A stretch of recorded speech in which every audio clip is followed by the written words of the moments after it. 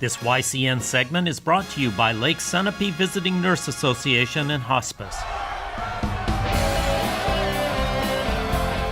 Welcome back, YCN Sports Talk. Jeremy Stout, Andrew Zerhide, and we move over to the Boston Celtics, who have possibly turned a corner. They had won a couple games last week, and they continue to win. They have now won 3 in a row, 4 out of their last 5. Andrew, are we turned the corner now that we're seeing some consistent winning?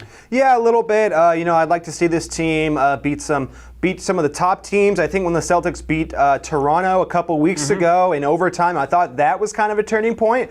But then they lost to some really bad teams like the Knicks. Like, you can't lose to the Knicks. They've been playing better. Guys like Irving, he's been stepping up, and Horford has been having some good games, earning that contract.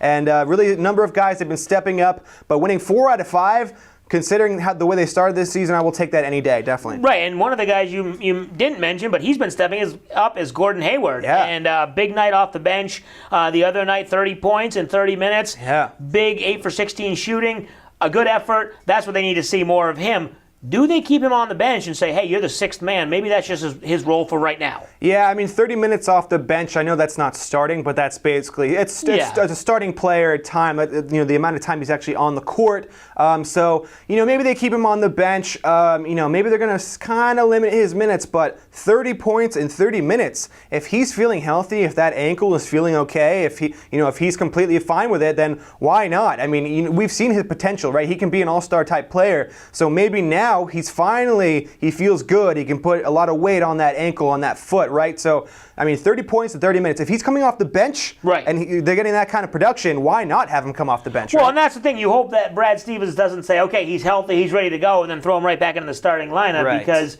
we've seen that before where he's struggled in the starting lineup, and some guys just need this role. I'm not saying that's what he's going to be for the rest of the season or the rest of his career, but at least for the rest of this month and maybe into January as well. So it'll be interesting to see what Brad Stevens does. One player I wanted to talk about possibly with a lot of talk of, obviously Marcus Smart's back for 4 years, a lot of talk of Kyrie Irving coming back, re-signing. He mentioned it himself. They got a guard, Terry Rozier, who will be a free agent at the end of this year. They're probably not going to sign him. He's going to get a lot of money. Do you think they look at trading him and trying to find another piece or two for this current team? Yeah, it's going to come down to, I think, what Irving decides to do. Is he going to stay with the team? I kind of don't think so. Right. He's talked about going to the Knicks.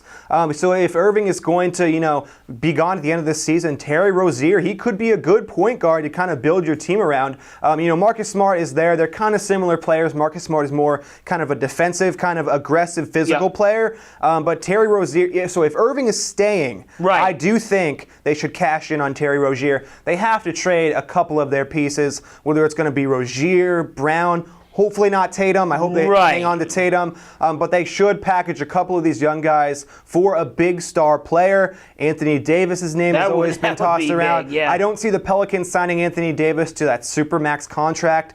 So I think at the end of this season, the Celtics are going to have to make some decisions. If Anthony Davis is on the trade market, Terry Rozier, I'm sure he's going to be a part of a trade package. Well, and that would be the tough decision because they have to say, how much do they count on Irving to stay? Like you said, he said he will, but you never know. And there's he's a lot just trying of talk. to keep the fans happy, I feel. Exactly, and you never know. He could go to the Knicks, and there's a lot of talk, obviously him teaming up with Porzingis, maybe even Jimmy Butler signing with New York. So it'll be interesting, but overall, we're a quarter of the way through the season. Are we off of the panic bandwagon and we're on to, hey, we're okay now, or do you still need to see more? 13-10, I don't think anyone's really happy with that. I feel like most people thought the Celtics were going to be the number 1 seed in the East. Right now, it's looking like that's probably the Raptors.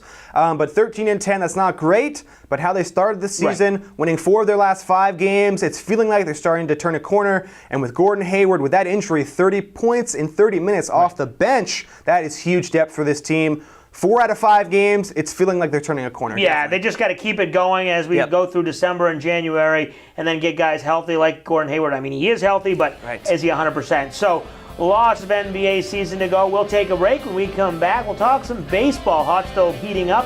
What will the Red Sox do? They need a couple position players, maybe a couple pitchers. We'll talk about that. You're watching YCN Sports Talk.